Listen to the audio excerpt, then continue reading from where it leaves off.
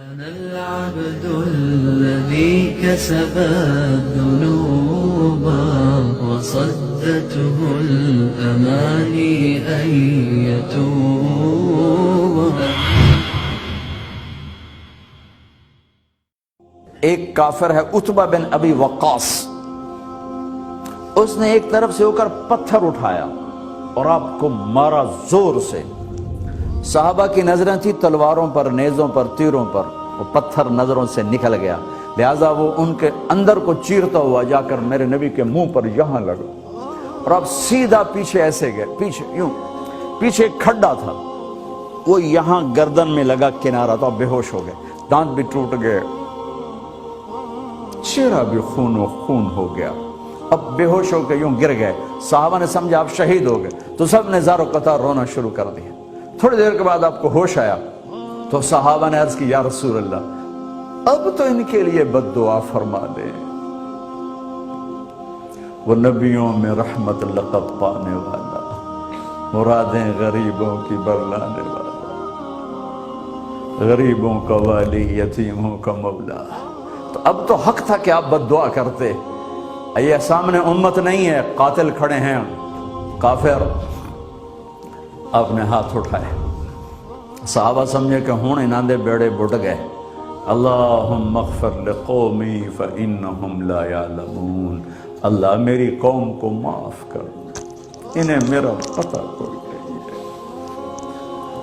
دیکھو میرے بھائیو، جس نے کافروں کے ساتھ یہ ہمدردی کے قتل کرنے والوں کے لیے دعا مانگی ہے، تو مسلمان ہو کر ایک دوسرے کو سلام کرنا چھوڑ چکے، ایک دوسرے کے پیچھے نمازیں پڑھنا چھوڑ چکے، ایک دوسرے پر کفر کے فتوے لگا کے بیٹھے ہوئے. مجھے بتاؤ تم میرے نبی کے ساتھ کیا کر رہے؟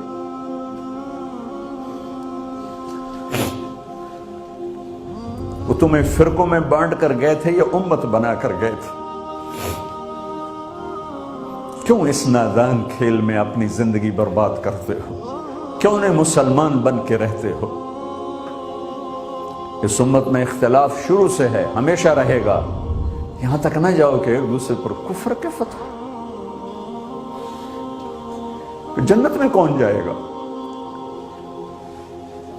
سنیوں نے کہا وہابی کافر، وہابیوں نے کہا سنی کافر، بریلیوں نے کہا دیوبندی کافر، دیوبندیوں نے کہا بریلوی کافر، شیعہ نے کہا سنی کافر، سنی نے کہا شیعہ کافر.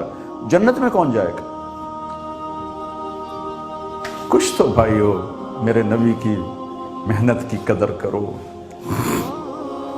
میرے نبی تو غیروں کو اپنا بنانے آئے تھے، ہم نے اپنوں کو غیر بنا دیا.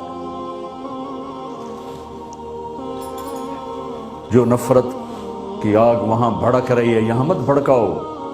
جاؤ میرے دیس میں دیکھو کتنے سر کٹ چکے، کتنے سہاگ اجڑ گئے، کتنی مائیں بے آسرا ہو گئیں، کتنی جوان بیٹیوں کی مانگ ویران ہو گئی.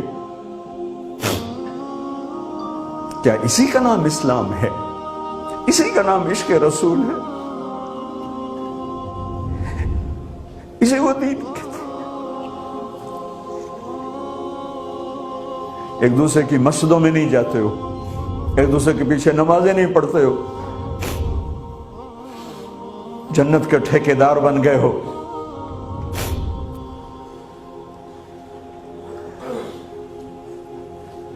میرے نبی تو عبداللہ بن ابی کا جنازہ پڑھانے کھڑے ہو گئے تھے، جس کا کفر ابو جہل سے بھی بڑا ہے. ابو جہل اوپر کی دوزخ میں ہے، عبداللہ بن ابی سب سے نیچے کی دوزخ میں ہے. ان کے بیٹے آئے، یا رسول اللہ میرا باپ مر گیا ہے، اپنا کرتا دے دیں گے میں اس کو کفن دے دوں. ہم نے کہا لے لو. کرتا اتار کے دے دیا. آپ کہتے بدبخت منافق دفع ہو جا. دے دی کہ یا رسول اللہ آپ جنازہ پڑھائیں گے؟ کہاں پڑھاؤں گا. باقی منافقوں کا تو کسی کو پتہ نہیں تھا سوائے اللہ کے نبی کے، لیکن عبداللہ بن ابی کا منافق ہونا تو سب کو معلوم تھا. آپ جنازے کے لیے عمر سامنے آ گئے، یا رسول اللہ یہ کون ہے؟ کہ مجھے پتا ہے کون ہے. تو آپ اس کا جنازہ کیوں پڑھا رہے؟ کہ شاید اللہ معاف کر. کہ عمر پیچھے ہٹ جا، مجھے پتا ہے یہ کو. میرے اللہ نے کہا ہے تو ان کے لیے دعا کر یا نہ کر، میں معاف نہیں کروں گا، میں کرتا ہوں شاید اللہ معاف کر دے۔ پھر فرمایا کہ میرے اللہ نے کہا اگر تو 70 دفعہ بھی ان کے لیے دعا کر تو میں معاف نہیں کروں گا۔ اگر میرا اللہ کہتا اے میرے محبوب اگر آپ 70 دفعہ اس کے لیے دعا کریں گے تو میں معاف کر دوں گا، تو میں اس کم بخت کا 70 دفعہ جنازہ پڑھا دیتا۔ مجھے بتاؤ تم کہاں سے یہ دین لے کر آئے ہو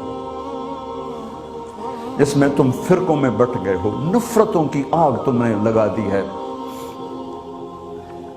یہ کہاں سے اسلام آیا ہے؟ میں تمہیں اللہ اس کے رسول کا واسطہ دیتا ہوں، امت بن کے رہو، مسلم بن کے رہو،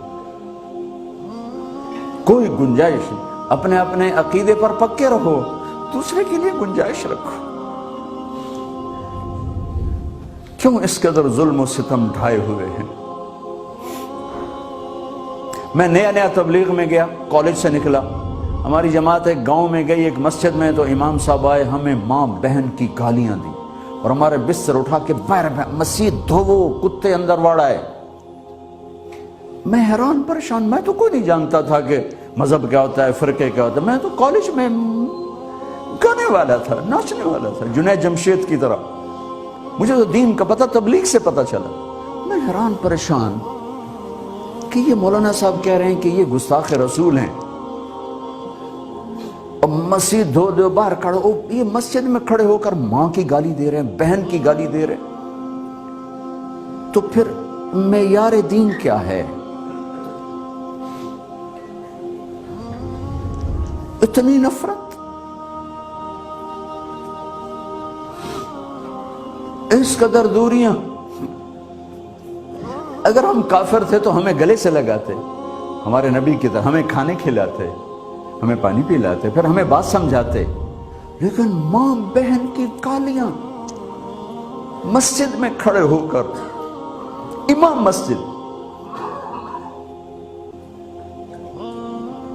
ہم پنجاب کے زمیندار ہیں، گالی دینا ہماری سرشت میں ہے، لیکن مسجد میں کانپ جاتے تھے کہ کسی کو الو کا پٹھا بھی کہہ دے۔ ہمارے بزرگ بڑے بھی بہت گالیاں نکالتے تھے، لیکن مسجد میں کسی کو جرت نہیں ہوتی تھی کہ وہ میرے والد مرحوم خود بہت غصے والے بڑے سردار آدمی تھے، تو تھوڑی تھوڑی بات پہ مار پٹائی گالیاں، لیکن میں نے نہیں اپنے باپ کو مسجد میں سنا غصے میں بھی کسی کو گالی دیتے ہوئے۔ ماں بہن کی گالیاں نکالو، اور ساتھ یہ کہہ رہے ہیں کہ یہ گستاخ رسول ہیں، ہم یہ کافر ہیں، ان کو نکال دو، کتے آ گئے، مسجد دھوو۔ میرے نبی کے دور میں تو کافر آ کے مسجد میں رہتے تھے۔ میرے بھائیوں، جو میں عرض کر رہا ہوں، میں اپنا دکھڑا بیان کر رہا ہوں، اس کی سنگینی کو سمجھو۔ یہ پاؤنڈ ڈالر نہیں بچائیں گے جب ہم آپس میں ٹوٹ جائیں گے۔ اللہ نے مجھے دنیا میں پھرنے کا موقع دیا، بار بار دیا، اسی تبلیغ کے سلسلے میں۔ سب سے زیادہ میں اسپین میں جا کے دکھی ہوا، اور میرا دکھ یہ نہیں تھا کہ ہماری یہاں 800 سال حکومت تھی اور ختم ہو گئی، میرا دکھ یہ تھا، میں اس پہ رویا مسجد قرطبہ میں، کہ جس وجہ سے اسپین تباہ ہوا وہ ساری وجہ میرے دیس پاکستان میں موجود ہے اس وقت، اور ہوش نہیں ہے کسی کو۔ مذہب پر لڑائی، سیاست پر لڑائی، دین پر نفرت، سیاست پر نفرت، قوم پہ نفرت، صوبے پہ نفرت، پیشے پہ نفرت، نفرت نفرت نفرت۔ میرے نبی نے پوچھا اسلام کا سب سے مضبوط عمل کیا ہے؟ صحابہ نے کہا نماز، آپ نے کہا نہیں۔ صحابہ نے کہا جہاد، آپ نے کہا نہیں۔ صحابہ نے کہا روزہ، آپ نے کہا نہیں۔ صحابہ نے کہا حج، آپ نے کہا نہیں۔ کہ یا رسول اللہ پھر آپ بتائیں؟ فرمایا دین کا سب سے مضبوط عمل محبت ہے، محبت ہے، محبت ہے۔